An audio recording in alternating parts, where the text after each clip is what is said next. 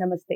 ఎన్నో ముఖ్యమైన విషయాలు అటు న్యూమరాలజీకి సంబంధించి, మనీకి సంబంధించి, యోగాకి సంబంధించి చాలా వీడియోస్ చేసున్నాం. మనందరికీ సుపరిచితులు విశ్వక్సేన్ గారు. ఈరోజు మనీ గురించి ఒక మంచి టాపిక్ మాట్లాడబోతున్నాం. డబ్బు ఎవరికి చేదు చెప్పండి? అసలు డబ్బుకు లోకం దాసోహం. ఈ ప్రపంచమంతా దేని చుట్టూ తిరుగుతుందంటే డబ్బు చుట్టూనే అని అంటారు. ఏదైనా డబ్బుతో లింక్ అయ్యే ఉంటుంది. డబ్బు రావాలి అని కోరుకోవటం ప్రతి ఒక్కళ్ళ మానవుల సహజ లక్షణం ఏదైనా ఉంది అంటే అది డబ్బే. సో, ఒక పరిమితికి మించి కోరుకోవడం తప్పైనా కూడా డబ్బనేది చాలా ఇంపార్టెంట్. అది ఎలా రావాలి? మనం ఏం చేయాలి? ఈ విషయాల గురించి లా ఆఫ్ అట్రాక్షన్ ఏం చెప్తుంది?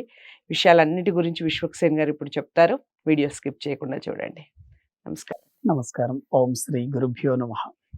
సో, విశ్వక్సేన్ గారు చాలా వీడియోస్ మనం చేస్తున్నాం. ఇంతకుముందు కూడా లా ఆఫ్ అట్రాక్షన్‌కి సంబంధించి చాలా వీడియోస్ చేసున్నాం. అయితే మనీకి సంబంధించి రకరకాలుగా చాలామంది ఈవెన్ నేనే చాలా వీడియోస్ చాలా మందితో మాట్లాడున్నాను. మీరేం చెప్తారు అసలు? మనీ మన దగ్గర ఉండాలి. అసలు వచ్చింది ఉండాలి అన్నా కొంతమందికి అసలు నిలవదు కదా! డబ్బొస్తుంది. ఎంతైతే వస్తుందో అంతకు రెట్టింపుగా మన దగ్గర నుంచి వెళ్ళిపోతూ యెస్. ఉంటుంది. And at the same time అసలు డబ్బుని ఆకర్షించాలి.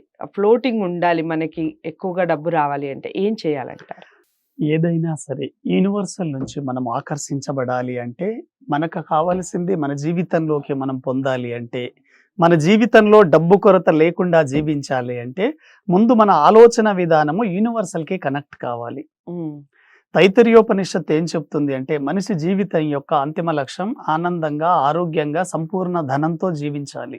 ఓకే. అంటే సంపద సమృద్ధితో జీవించాలి. హ్మ్. హ్మ్. భగవంతుడు మనకి ఈ భూమి మీద పంపించింది కారణం ఏమిటంటే, అన్ని రకాల లగ్జరీస్ మీ జీవితంలో అనుభవించాలి. హ్మ్. హ్మ్. మీరు కష్టాలు, నష్టాలు, అపజయాలు, ఓటములతో ఈ జీవితాన్ని లీడ్ చేయడానికి కాదండి. చాలా సక్సెస్ఫుల్ లైఫ్‌ని జీవించాలి. ఓకే. ఏ మనిషి కోరుకోడు ఆనందంగా ఉండాలని? అవును.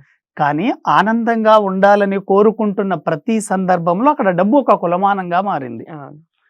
మరి ఎక్కడైనా చూడండి, మీ ఇంట్లో ఒక అబ్బాయి చదువుకు కానివ్వండి, అమ్మాయి వివాహానికి కానివ్వండి, ఇంట్లో శుభకార్యాలకు కానివ్వండి, కనీసం దేవాలయాల కార్యక్రమాలకు కూడా డబ్బే కావాలి. అవును. అంటే డబ్బు చాలా ప్రధాన పాత్ర పోషిస్తుంది. మనిషి ఉదయం ఇంట్లో నుంచి బయటికి వెళ్ళే ప్రతి అడుగున సందర్భంలో డబ్బే ప్రధాన పాత్ర కావాల్సింది. హ్మ్. హ్మ్. అటువంటి డబ్బును మీరు ఆకర్షించాలంటే మీ ఆలోచన విధానం ద్వారా ఆకర్షించవచ్చు. ఓకే. కాబట్టి మైండ్ ద్వారానే మనీని ఆకర్షించవచ్చు. హ్మ్. హ్మ్. అయితే లా ఆఫ్ అట్రాక్షన్ ఏం చెప్తుంది అంటే, మీరు ఏదైనా సరే కోరుకుంటున్నది అతి త్వరగా మీ జీవితంలోకి ఆకర్షించబడాలి అంటే, మీ ఆలోచనని వాటి మీదకు మరల్చాలి. ఓకే. మీరేం చేస్తున్నారు? మీ ఆలోచనని డబ్బు మీదకి కాకుండా, మీ గతంలో ఉన్నటువంటి కష్టాలు, నష్టాలు, అపజయాలు, ఓటములు, దుఃఖాలు వాటి మీదకు మరలుస్తున్నారు. అవును. కాబట్టి మీకు అవే అట్రాక్ట్ అవుతున్నాయి. కాబట్టి డబ్బు అట్రాక్ట్ కావడం లేదు. హ్మ్. హ్మ్. మీ జీవితంలోకి డబ్బు రావాలి అంటే మీ ధ్యాస, మీ ఏకాగ్రత డబ్బు మీదకు పెట్టండి. హ్మ్. మీరు దేని మీదకైతే మీ ఎనర్జీని మీరు పంపిస్తున్నారో అది అట్రాక్ట్ కాబడుతుంది. హ్మ్. ఈ రోజు మీరు డబ్బు గురించి అట్రాక్ట్ చేశారనుకోండి, అదే ఫ్రీక్వెన్సీ రేపు మీ జీవితంలోకి రావడం జరుగుతుంది. ఓకే. కాబట్టి మన ఆలోచనలే మన జీవితం అండి. హ్మ్. ఈ రోజు గనక మనం ఇటువంటి జీవితాన్ని జీవిస్తున్నాము అంటే, మీరు పాజిటివ్‌గా ఉండి అత్యున్నత స్థాయిలో ఉన్నారంటే, మీరు గత జీవితంలో పాజిటివ్‌గానే ఆలోచించి ఉంటారు. ఓకే. పాజిటివ్ థాట్స్‌ని అట్రాక్ట్ చేసి ఉంటారు. కాబట్టి ఈ రోజు సంపద కావచ్చు, సమృద్ధి మీ చుట్టూ కనిపిస్తూ ఉంటుంది. హ్మ్.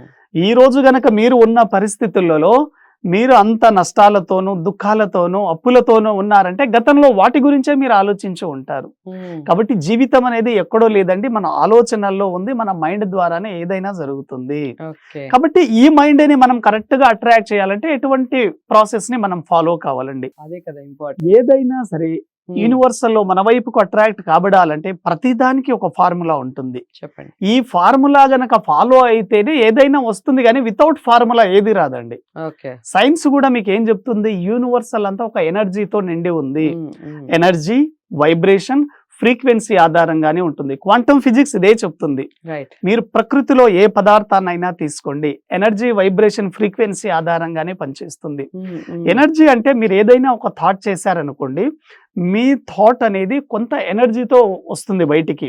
ఈ ఎనర్జీ అనేది కొంత వైబ్రేట్ అవుతూ ఉంటుంది యూనివర్సల్లో. హ్మ్. కాబట్టి మీరు ఏ వస్తువునైతే కోరుకుంటున్నారో ఆ వస్తువు యొక్క ఫ్రీక్వెన్సీకి మ్యాచ్ అయినప్పుడు అది మీ వైపుకు అట్రాక్ట్ కాబడుతుంది. ఓకే. మీరు ఏదైనా కోరుకోండి, యూనివర్సల్ అది ఆటోమేటిక్ గా ఉంటుంది.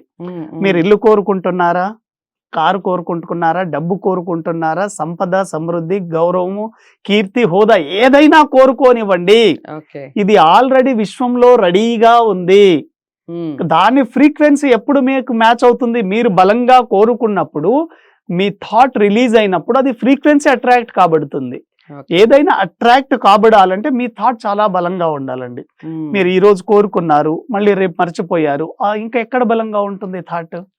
చాలా మందికి 100 రకాల థాట్స్ ఉంటాయండి, ఏవి జీవితంలోకి సక్సెస్ కావు. మీరు ఏదైతే ఒక ఆలోచన మీద, ఒక కోరిక మీద బలంగా ఉంటారో అదే మీ జీవితంలోకి అట్రాక్ట్ కాబడుతుంది. ఇదే లా ఆఫ్ అట్రాక్షన్ మనకి ఏం చెప్తుందంటే, మీరు ఏదైనా సరే సింపుల్ గా 3 సైంటిఫిక్ మనకు రూల్స్ ఇవి. మీరు ఏది పొందాలనుకున్నా ముఖ్యంగా ఫస్ట్ మీకు ఏం కావాలో ఒక లిస్ట్ రాసుకోవాలి. దీన్ని ఆస్క్ అంటారండి. కాబట్టి మీరు ఒక హోటల్కి వెళ్ళారనుకోండి, మీరు ఒక హోటల్కి వెళ్ళి మీరు ఒక టేబుల్ దగ్గర కూర్చున్నారు, వెయిటర్ కి పిలిచారు, వెయిటర్ కి పిలిచి ఏదో ఒకటి తీసుకురా అంటే వెయిటర్ కి ఏం తెలియదండి, మెనూ ఇవ్వాలి. ఎగ్జాక్ట్లీ మీకేం కావాలో అది కరెక్ట్ గా మీరు అడిగినప్పుడు మాత్రమే వెయిటర్ తెస్తాడు. యూనివర్సల్ కూడా అదే, మీకేం కావాలో చెప్పండి, రెడీగా ఉన్నాయి అక్కడ అన్ని, మీరు డిసైడ్ చేసుకోవడం లేదు. చాలా మందికి వాళ్ళ లైఫ్ లో ఏం కావాలో కూడా కనీసం అడగడానికి కూడా భయపడుతూ ఉంటారండి. ఎప్పుడైనా గుర్తుపెట్టుకోండి, భయం అనేది ఉందంటే పక్కలే మరణం కూడా ఉంటుంది. భయపడే వ్యక్తి జీవితంలో ఏది సాధించలేరు. ఇప్పటికైనా మీరు భయాన్ని వదులుకొని ధైర్యంగా అడగండి. First ask. ప్రతి మతం అడగాలనే చెప్తుంది. బైబిల్లో కూడా ఉందండి, బైబిల్లో కూడా అడుగుడి ఇవ్వబడును అని ఉంటుంది. వెతుకుడి దొరకబడును. కాబట్టి మీరు ఏదైనా సరే యూనివర్సల్ని అడగాలి. మీకు ఏం కావాలో చెప్పండి, దాని పర్పస్ చెప్పాలండి. మీ కోరికకు పర్పస్ చెప్పినప్పుడు యూనివర్సల్ కూడా అడుగుతుంది, ఓహో ఫలానా పర్పస్ ఉంది, వీళ్ళకి కావాలి అనేది అప్పుడు మీ లైఫ్ లోకి వస్తుంది. కాబట్టి ఏదైనా ఫస్ట్ స్టెప్ లో ఏంటి, ఒక లిస్ట్ మీద రాసుకోండి మీ జీవితంలో మీకేం కావాలి. ఏం కావాలి అనుకున్నప్పుడు, ఉదాహరణకు మీరు ఒక చిన్న రూమ్ లో ఉంటున్నారు, నేను ఈ 2 గదుల రూమ్ లో నుంచి ఒక మంచి విల్లాలోకి మారబోతున్నాను అని పాజిటివ్ గా రాసుకోండి. ఒక సైడ్ మీకున్న సమస్యలు రాసుకొని దాన్ని పాజిటివ్ గా రాయండి. మీకు అనారోగ్య సమస్యలు ఉన్నాయి, ఓవర్ వెయిట్ ఉన్నారు, దాన్ని పాజిటివ్ గా ఎలా రాస్తారు? నేను సంపూర్ణ ఆరోగ్యంగా ఉన్నాను, చాలా హెల్దీగా ఉన్నానని రాయండి. మీరు ప్రతి నెల 20,000 సంపాదిస్తున్నారు, నేను ఎవ్రీ మంత్ 2 lakhs ఎర్న్ చేస్తున్నందుకు విశ్వానికి కృతజ్ఞతలు అని రాయండి. అంటే మనం ఆలోచించే విధానానికి, మనం మార్చబడిన విధానానికి చాలా వ్యత్యాసం ఉంటుంది. కాబట్టి ఫస్ట్ రూల్ ఏంటి అంటే, మీకు ఏం కావాలో నిర్ణయించుకొని దాన్ని పాజిటివ్ గా రాసుకోండి. పాజిటివ్ గా రాసుకొని ఉదయము, మధ్యాహ్నం, రాత్రి 3 పూటలు చదవండి. మీ మైండ్ కి ఏదైతే రిపీటెడ్ గా అందిస్తున్నారో అదే మీ జీవితంలోకి వస్తుందండి. ఎంతసేపు చదవాలండి అది? మీరు ఎన్ని కోరికలు ఉంటే దాన్ని అన్ని సార్లు జస్ట్ ఒక 10 minutes చదవండి, సరిపోతుంది. మార్నింగ్, మధ్యాహ్నము, అదే విధంగా రాత్రి పడుకోబోయే ముందు. మన బ్రెయిన్ ఎప్పుడైనా గుర్తుపెట్టుకోండి, ఉదయం నిద్ర లేచిన తర్వాత రాత్రి పడుకోబోయే ముందు చాలా అట్రాక్టివ్ గా ఉంటుంది, దేన్నైనా ఆకర్షిస్తుంది. కాబట్టి ఫస్ట్ స్టెప్ లో మీకు కావాల్సింది అడగండి, దాన్ని రాసుకొని చదవండి. రెండో స్టెప్ లో ఏంటంటే బిలీవ్నెస్ కావాలి. ఫస్ట్ దేమో ఆస్క్, సెకండ్ దేమో బిలీవ్, అంటే నమ్మకం ఉండాలి. మీరు ఏదైతే యూనివర్సల్ ని గనక అడిగారో అది మీ జీవితంలోకి వస్తుందని బలంగా నమ్మాలి. మీరు నమ్మకపోయారనుకోండి, మీకు ఏది జరగదు. ఉదాహరణకు ఒక న్యూ మ్యారీడ్ కపుల్ పెళ్లి చేసుకున్నారు, వాళ్ళ బిలీవ్నెస్ ఎలా ఉంటుందో తెలుసా?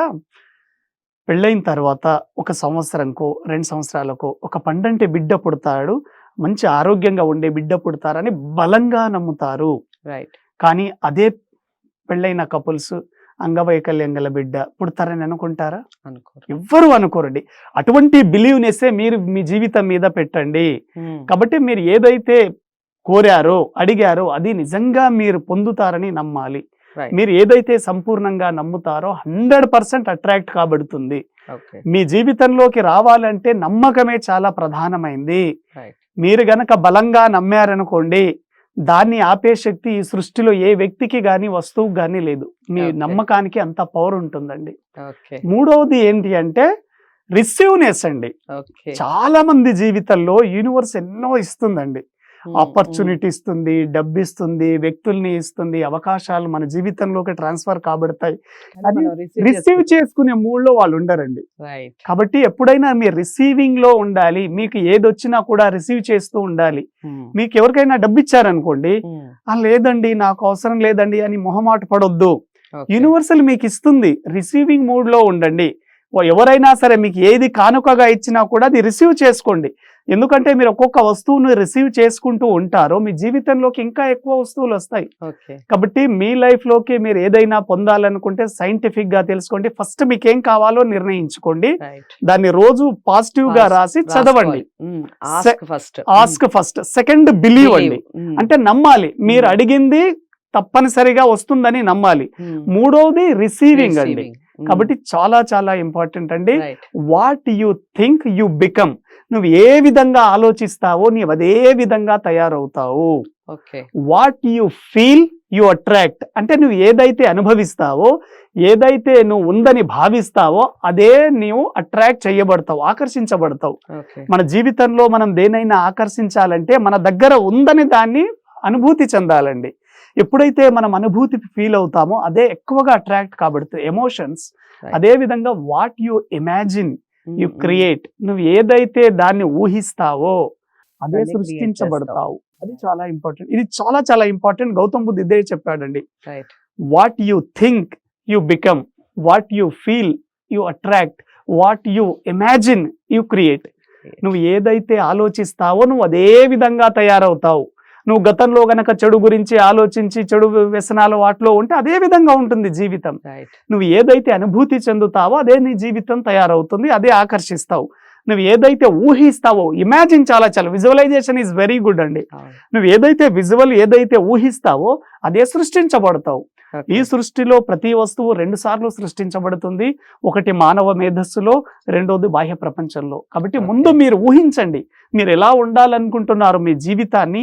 ఆ విధంగా గనక మీరు ఊహించగలిగితే దాని ఆపే శక్తి ఎవరికి లేదు. అద్భుతాలు క్రియేట్ చేస్తారు. Yes, right.